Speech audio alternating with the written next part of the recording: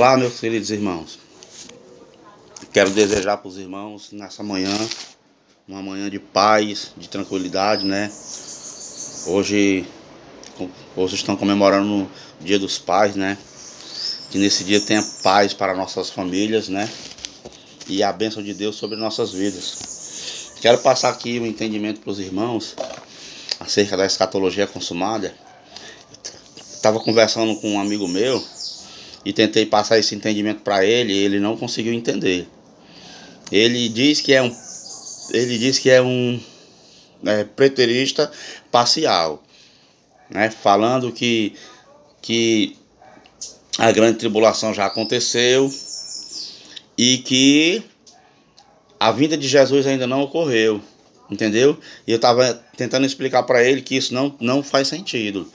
No livro de Lucas, no capítulo de número 21, certo? Jesus ele vai explicar para os discípulos acerca do fim dos tempos, a derrubada do templo e a sua vinda. Ele fala assim, ó, no Lucas 21, capítulo, versículo de número 5.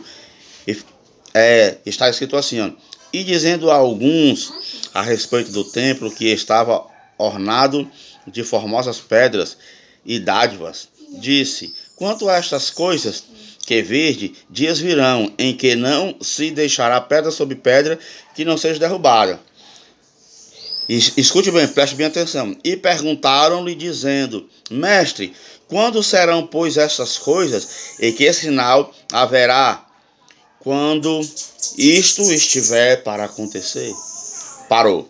Escute bem. Jesus disse que o templo ia cair, que não ia ficar pedra sobre pedra. E os discípulos perguntou: quando acontecerão essas coisas? E qual é o sinal que haverá da tua vinda? Ou seja, os discípulos estavam perguntando assim: mestre, pois me diga o que é que vai acontecer até a derrubada do templo. Aí Jesus ele pega e fala, né, dos sinais, da guerra. Ele vai falar da fome, ele vai falar de tudo isso, certo?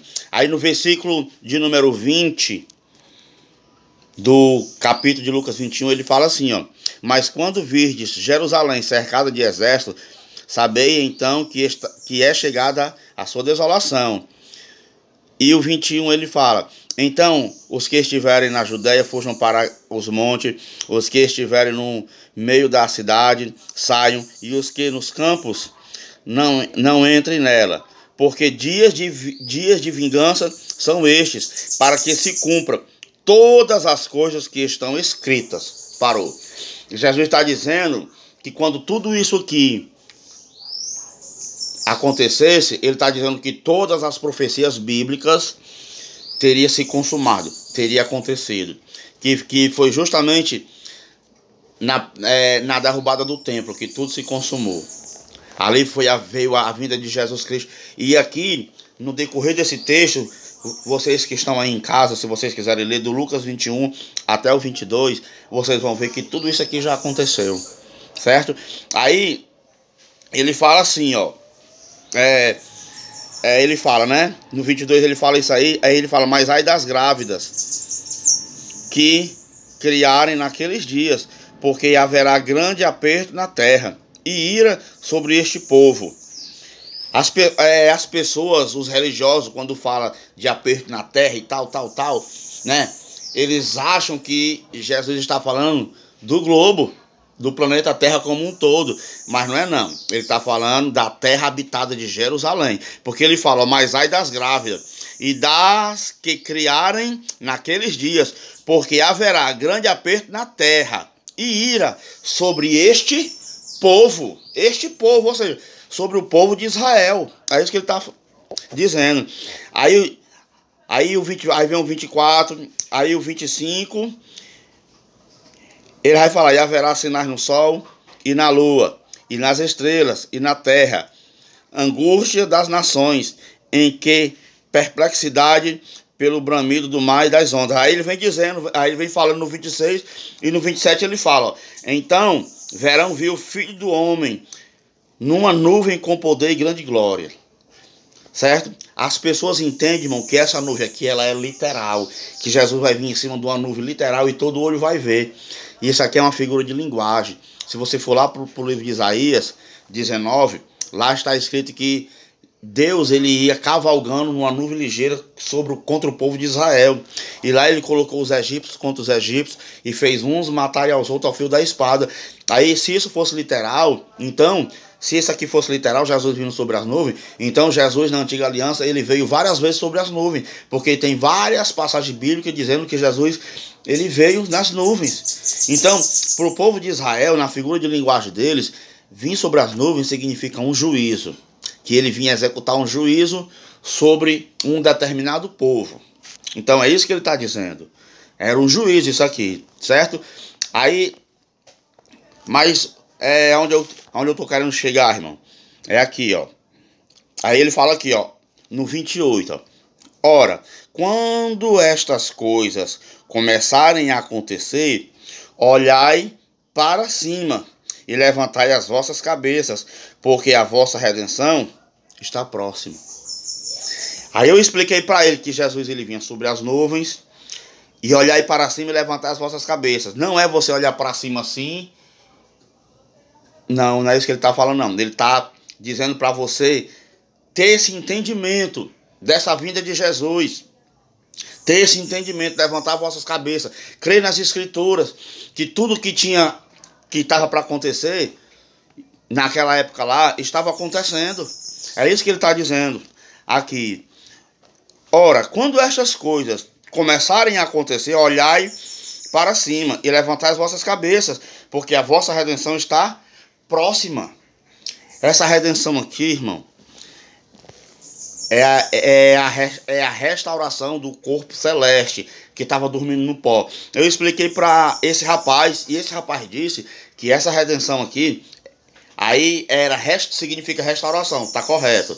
Mas ele entendeu que essa restauração aqui é que Jesus estava tirando o povo de uma determinada situação e colocando em outra situação. Ou seja, ele estava dizendo que Jesus estava tirando o povo da lei e colocando na graça. E eu falei, não é. Essa passagem aqui significa a redenção dos nossos corpos, que dormia no pó, deles lá, que dormiram no pó até 70, até Jesus restaurar. E eu falei que o apóstolo Paulo ensinou essa mesma redenção aqui dos nossos corpos para os romanos. Entendeu? É isso que a gente vai ver agora. No livro de Romanos, capítulo de número 8. Vamos para lá. Romanos, capítulo de número 8.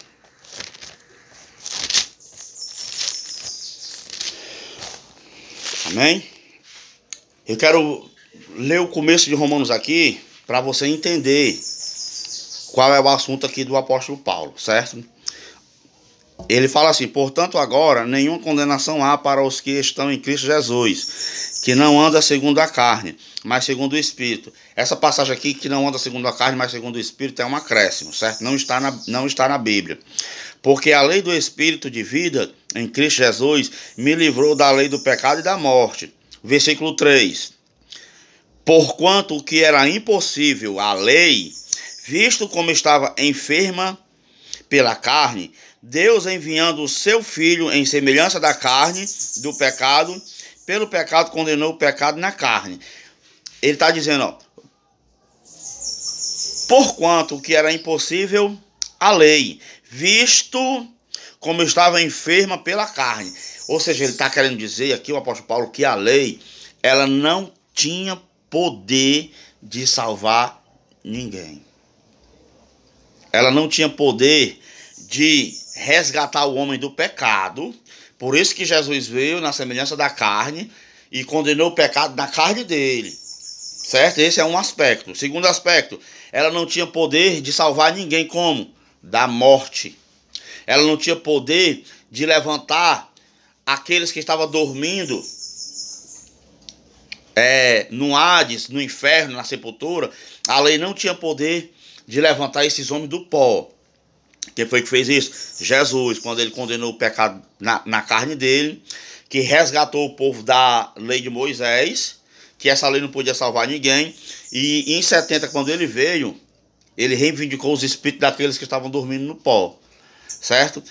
Irmão, como é que eu sei disso? Nesse mesmo texto aqui, no versículo de número 28. Aqui o apóstolo Paulo está falando para os romanos aqui que a lei não pode salvar ninguém, que Jesus veio para justificar e que naquele grande dia ele ia resgatar os espíritos que estavam dormindo lá na morte adeana. Estavam dormindo no pó. No versículo 28 ele fala assim, ó, no mesmo capítulo 8 de Romanos, versículo 28. O apóstolo Paulo, ele ensinou isso aqui também, ó. E sabemos que todas as coisas contribuem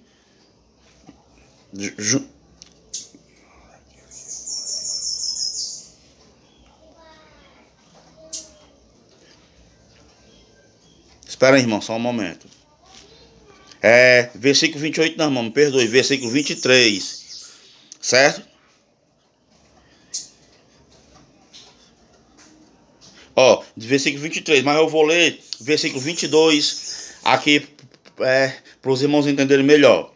E está escrito assim, ó. Romanos 8, 22, certo? Ó, porque sabemos que toda a criação geme e está juntamente com dores de parto até agora. E não só ela, mas nós mesmo, que temos as primícias do Espírito, também gememos em nós mesmos, esperando a adoção, a saber, a redenção do nosso corpo. Olha só, a redenção do nosso corpo. Jesus falou lá, no livro de Lucas: quando essas coisas estiverem acontecendo, levantai as vossas cabeças e sabeis que está próximo a vossa redenção. E ele falou que redenção ali é tirar o povo de uma era e colocar em outra era. Que Deus estava restaurando tudo ali. E eu falei que não era. Eu falei que essa redenção era o resgate do nosso espírito que estava dormindo no pó. E o apóstolo Paulo aqui, aqui a minha interpretação está de acordo com o que o apóstolo Paulo falou. Vou ler o 23, ó. E não só ela, mas nós mesmos, que temos as primícias do Espírito, também gememos em nós mesmos, esperando a adoção, a saber, a redenção do nosso corpo. Entendeu? Redenção significa resgate. Ele está correto nisso. Mas que resgate esse? Que Jesus ele vinha para resgatar os espíritos daqueles que estavam dormindo no pó. É isso. Essa é a redenção. Esse foi o arrebatamento que Jesus falou. Certo? Esse foi o arrebatamento. E esse arrebatamento foi para eles. Jesus morreu na carne, condenou o pecado na carne, para eles lá. Entendeu? Ele não precisou fazer isso por nós, porque nós somos um espírito que veio participar de carne e sangue aqui nessa terra, e nós já viemos com tudo pronto. Entendeu? Quando morre, nós voltamos direto da onde a gente veio, que é do céu. Então tudo isso que Jesus fez foi para eles lá. Certo? Amém, irmãos? Pois fique com essa reflexão aí, certo? Com esse entendimento.